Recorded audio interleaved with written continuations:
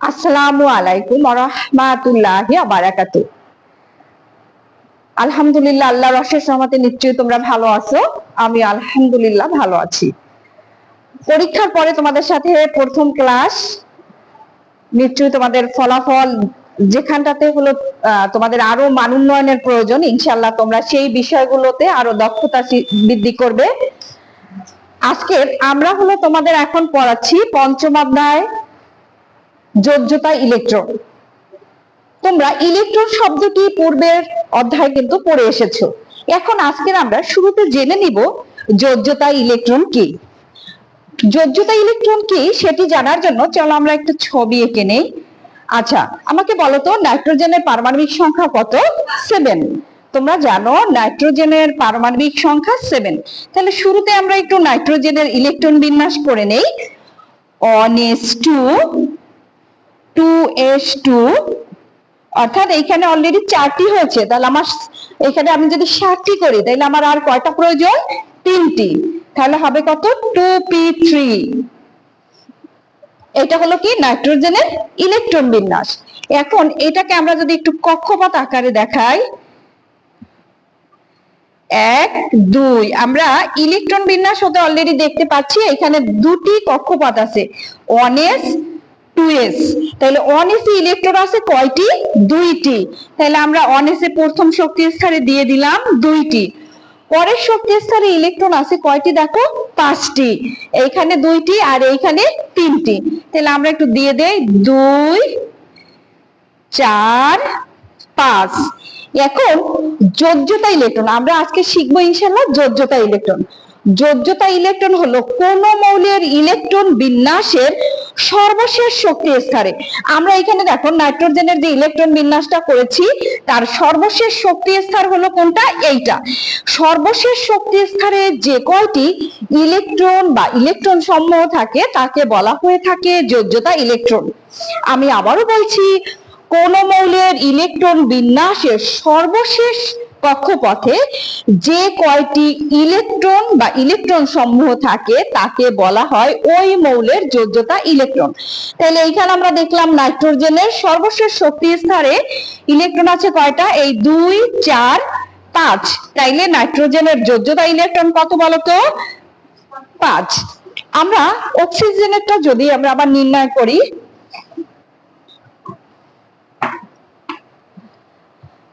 অক্সিজেনের পারমাণবিক সংখ্যা কত? 8। তাহলে আমরা প্রথমে একটু ইলেকট্রন বিন্যাস করে নেই। 1s2 2s2 2p4। তাইলে এখানে কত হলো? 2 4 আর এই হলো 4। তাইলে হয়ে গেল কত? 8। এখন আমরা যদি এটাকে একটু দেখাই কক্ষপথে, আমরা জানি কেন্দ্রে থাকে কি? নিউক্লিয়াস। আর তার বাহিরে থাকে এই যে বৃত্তাকার, এগুলোকে বলা হয় কি? কক্ষপথ বা শক্তি স্তর। তাহলে এখানে আমরা দেখতে পাচ্ছি 2টি কক্ষপথ আছে। তাহলে প্রথম কক্ষপথে ইলেকট্রন আছে কয়টি? 2টি। এই যে 1 2 দিয়ে দিলাম। পরের কক্ষপথে দেখো ইলেকট্রন আছে, এইখানে আছে 2টি আর এইখানে আছে 4টি। তাহলে দিয়ে দিলাম 6টি। না, 2 4 6। তাইলে অক্সিজেনের যোজ্যতা ইলেকট্রন কত হবে বলতো? 6।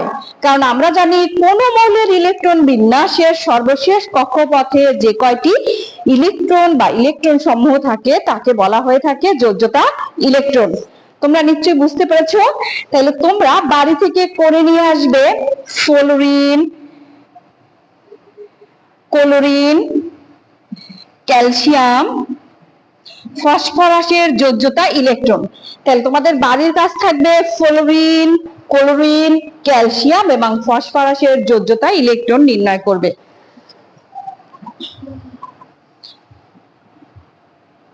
আশা করি তোমরা যোজ্যতা ইলেকট্রন বুঝতে পেরেছো। এখন আমরা যে বিষয়টি শিখবো সেটি হলো যোজনী।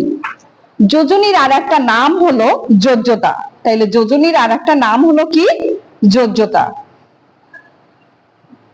তোমরা অলরেডি পড়েছো, মানে পূর্বের অধ্যায়গুলো অলরেডি কিন্তু তোমরা পড়ে এসেছো। সেখানে আমরা দেখেছি অণু গঠনকালে কোন পরমাণু হলো ইলেকট্রন গ্রহণ করছে, কোন পরমাণু হলো ইলেকট্রন বর্জন করছে, কোন পরমাণু আবার ইলেকট্রন শেয়ার করছে।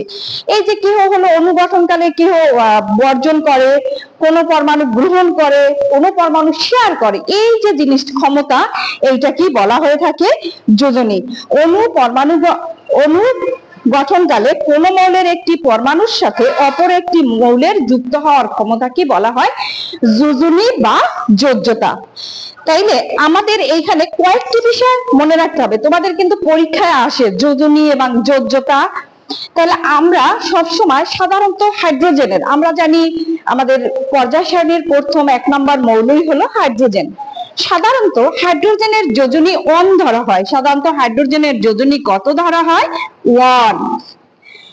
এরপর কোন একটা যৌগে যে কয়টি হাইড্রোজেন বা ক্লোরিন থাকে, কি বলেছি, কোন একটা যৌগে যে কয়টি হাইড্রোজেন বা ক্লোরিন থাকে সেটি হবে অপর মৌলের যোজনী বা যোজ্যতা। একটু উদাহরণ দিয়ে বুঝিয়ে দেই তোমাদের।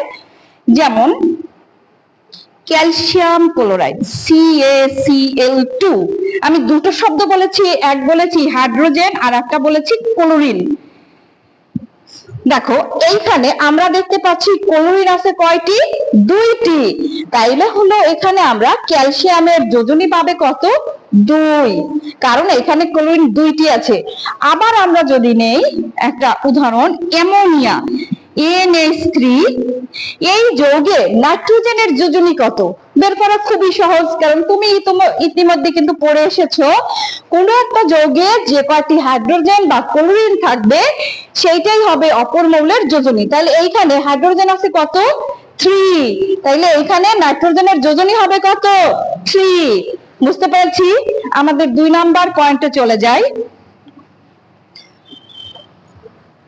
কোন একটি যৌগে যে কয়টি অক্সিজেন থাকবে, কোন একটি যৌগে যে কয়টি অক্সিজেন থাকবে তার সেই সংখ্যাটাকে যদি আমরা দ্বিগুণ করি তাহলে আমরা অপর মৌলের যোজনী পেয়ে যাব। এইখানে দেখো আমি লিখেছি কার্বন ডাই অক্সাইড। কি লিখেছি? Carbon die oxide. এই কার্বন ডাই অক্সাইড যৌগে দেখো অক্সিজেনের, এইখানে অক্সিজেন আছে কয়টি? 2টি।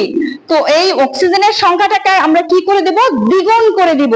তাহলে আমরা যদি 2 দিয়ে গুণ দেই তাহলে কত হয়ে যায়? 4। তাহলে আমরা কার্বনের হলো যোজনী পেলাম কত বলতো? 4। তাহলে মনে থাকবে অক্সিজেন যুক্ত যৌগে যে কয়টি অক্সিজেন থাকবে তার সেই সংখ্যাটাকে আমরা কি করে দিব? দ্বিগুণ করে দিব। তাহলে আমরা হলো অপর মৌলের কি পেয়ে যাব? যোজনী পেয়ে যাব। এখন আরেকটি আবার কিছু কিছু মৌল আছে, কিছু কিছু মৌল আছে যারা একাধিক যোজনী প্রদর্শন করে, অর্থাৎ তাদের যোজনী একাধিক হয়ে থাকে, সেই মৌলগুলোকে বলা হয় পরিবর্তনশীল যোজনী। আমি আবারও বলছি, কিছু কিছু মৌল আছে যারা একাধিক যোজনী প্রদর্শন করে, সেই মৌলগুলোকে বলা হয়ে থাকে পরিবর্তনশীল যোজনী। চলো আমরা 2-একটা পরিবর্তনশীল যোজনীর উদাহরণ দেখে নেই। দেখো সালফার ডাই অক্সাইড, এখানে কি লিখেছে? Sulphur die oxide. আমরা আগেই জেনেছি কি অক্সিজেন যুক্ত যৌগে অক্সিজেন আছে কয়টি? 2টি। তার সাথে আমরা যদি দ্বিগুণ করি তাহলে 2 দ্বিগুণে কত হয়? 4। তাহলে এখানে সালফারের যোজনী কত পেলাম?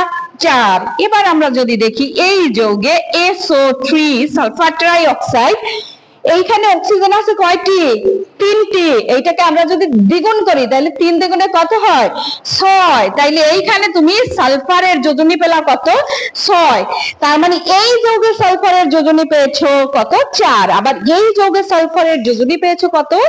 6। তার মানে কিছু কিছু মৌল আছে যারা একাধিক যোজনী প্রদর্শন করে, তাদেরকে বলা হয়ে থাকে পরিবর্তনশীল যোজনী। নিশ্চয়ই তোমরা বুঝতে পেরেছো। এখন আমাদের আরেকটি পয়েন্ট আছে, সুপ্ত যোজনী। কি বলেছি বলতো? সুপ্ত যোজনী। তোমাদের পরীক্ষায় আসে, এটা নৈর্ব্যক্তিকেও আসে, বেশ আসে, সবসময় এইটা পরীক্ষায় আসবে ইনশাআল্লাহ। সুপ্ত যোজনী।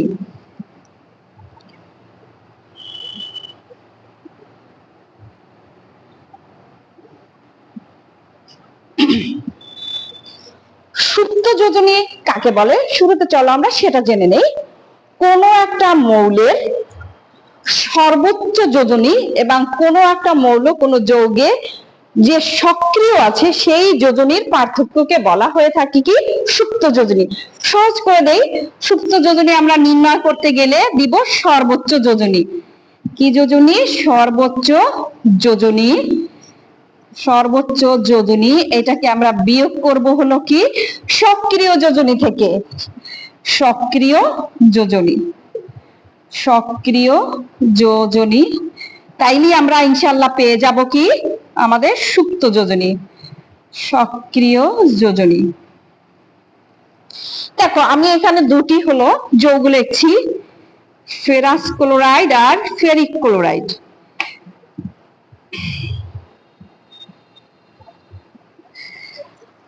আমরা কিছুক্ষণ আগে ইনশাআল্লাহ পড়েছি কোন একটা যৌগে যে কয়টি ক্লোরিন বা হাইড্রোজেন থাকে সেটি হলো কি ওই অপর মৌলের হলো যোজনী। তো আমরা অলরেডি জানি আয়রনের যোজনী হলো কত? 2 আর 3। তাহলে আয়রনের যোজনী কত জানলা? 2 আর 3। তাইলে আমাদের সুপ্ত যোজনী নির্ণয় করতে গেলে আমাদের প্রথমে দরকার হলো সর্বোচ্চ যোজনী। তাহলে আয়রনের যোজনী কয়টা? দুইটা, একটা হলো 2 আর একটা হলো 3। তাহলে বড় অবশ্যই কি 3। তাহলে আমরা লিখলাম সর্বোচ্চ যোজনী 3। এইবার হলো সক্রিয় যোজনী। আমরা প্রথম যে যৌগ এইখানে পেলাম ক্লোরিন আছে দুইটা, তাহলে এইখানে আয়রনের যোজনী কত? 2। তাহলে সক্রিয় যোজনী 2। তাহলে এখান থেকে 3 থেকে আমরা যদি 2 বিয়োগ দেই তাহলে হয় কত?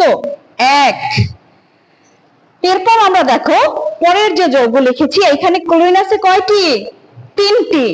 এখন এইখানটাতে আমরা এইটা সুপ্ত যোজনী নির্ণয় করতে গেলে আমরা শুরুতে নির্ণয় করব কি লিখব? সর্বোচ্চ যোজনী। তো আয়রনের সর্বোচ্চ যোজনী কত? 3। এখন সক্রিয় যোজনী, এই যৌগে আয়রনের হলো সক্রিয় যোজনী কত? 3। কারণ এখানে ক্লোরিন আছে কয়টা? 3, এই জন্য 3 দিলে কত হয়? 0। তাহলে আমরা এই যৌগের সুপ্ত যোজনী পেলাম কত? 1। আবার এই যৌগের হলো সুপ্ত যোজনী পেলাম কত? 0। তাহলে নিশ্চয়ই তোমরা সুপ্ত যোজনী নির্ণয় করা বুঝতে পেরেছো। তাহলে তোমাদের বাড়ির কাজ থাকবে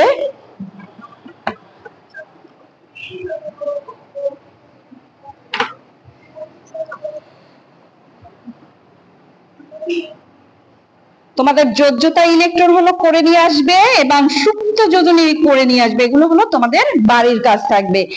কিসের সুপ্ত যোজনী নির্ণয় করবা? সালফার ডাই অক্সাইড যৌগে সালফারের সুপ্ত যোজনী নির্ণয় করো। তারপর কার্বন ডাই অক্সাইড যৌগে কার্বনের সুপ্ত যোজনী নির্ণয় করো। কার্বন মনোঅক্সাইড যৌগে কার্বনের সুপ্ত যোজনী নির্ণয় করো। তাহলে চলো আমরা শুরু থেকে একটু দেখে আসি আজকে আমরা কি কি পড়েছি।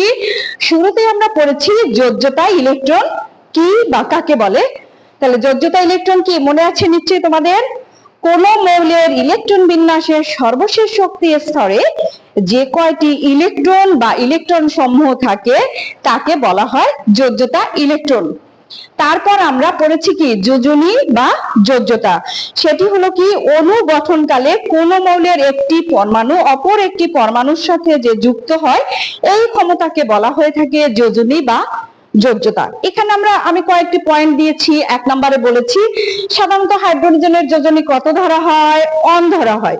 2 নম্বর পয়েন্টে বলেছি কোন একটি যৌগে যে কয়টি হাইড্রোজেন বা ক্লোরিন থাকবে সেটি অপর মৌলের হবে যোজনী বা যোজ্যতা। 3 নম্বরে বলেছি অক্সিজেন যুক্ত যৌগে যে কয়টি অক্সিজেন থাকবে সেই অক্সিজেনের সংখ্যাকে আমরা যদি দ্বিগুণ করি তাহলে আমরা অপর মৌলের যোজনী পেয়ে যাব। তারপরে বলেছি কি পরিবর্তনশীল যোজনী। কিছু কিছু মৌল আছে যারা একাধিক যোজনী প্রদর্শন করে, এদেরকে বলা হয় কি পরিবর্তনশীল যোজনী। তারপরে হলো আমরা পড়েছি সুপ্ত যোজনী। সুপ্ত যোজনী হলো কি সর্বোচ্চ যোজনী এবং সক্রিয় যোজনীর পার্থক্য কি বলা হয় কি সুপ্ত যোজনী। আশা করি ইনশাআল্লাহ তোমরা পড়া বুঝতে পেরেছো। তারপরে যদি কোথাও সমস্যা হয়ে থাকে ইনশাআল্লাহ আবার আমাকে দেখাবা। সবাই ভালো থাকবে ইনশাআল্লাহ। আসসালামু আলাইকুম ওয়া রাহমাতুল্লাহি ওয়া বারাকাতুহু।